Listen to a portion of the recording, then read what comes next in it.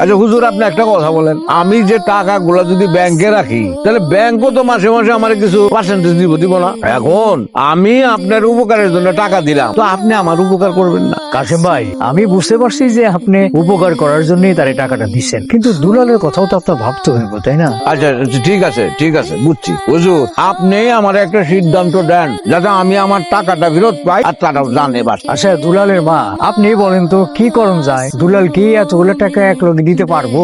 আমি আর কি কমু হুজুর, আপনারা যদি আমার দুলাল একটা বছর সময় দিতেন তাইলে দুলাল আস্তে আস্তে টাকাটা সুদাই দিত। দুলাল বাবা, তুমি কি পারবা? আপনারা এখন আমার গার্জিয়ান, আপনারা যদি কোন তাহলে কষ্ট মষ্ট করে হইলে আমি টাকা জোগাড় করে দিব। আচ্ছা ঠিক আছে, আমি আপনাকেও সবার কথা মাইনা নিলাম, এবার আপনারাও আমার একটা কথা মানেন, দুলাল 1 বছরের মধ্যে আমার টাকা ফেরত দিব, কিন্তু জায়গা জমি সয় সম্পত্তি তো তেমন কিছুই না, যা আছে তার দলিল পত্র গুলো আমার কাছে জমা দিবে, টাকা ফেরত দিয়া দলিল পত্র নিয়ে যাবে। কিরে কস নাই এখনো আয় না কেন? তুই এত অস্থির হইতেছিস কেন? আইবো, একটা ফোন দেন, কথা কইছে আইতেছে, একটু অস্থির হইস না, একটু শান্ত হোক। আইসে কি করবেন কিছু ভাবছেন? 1 বছরে এতগুলো টাকা কেমনে? আমি যেমনি হোক আমার বাপের ঋণ শোধ করবই। আপনার এত ভাঙ্গা পড়লে হইব, আপনার আরো শক্ত হইতে হইব। আর কিছু কইবা? না, আব্বা কইতেছে কি? কিছু না, আপনি আল্লাহর উপরে ভরসা রাখেন, আল্লাহর নাম নিয়ে কাজ করেন, চিন্তা করেন, ইনশাআল্লাহ সব ঠিক হয়ে যাইব।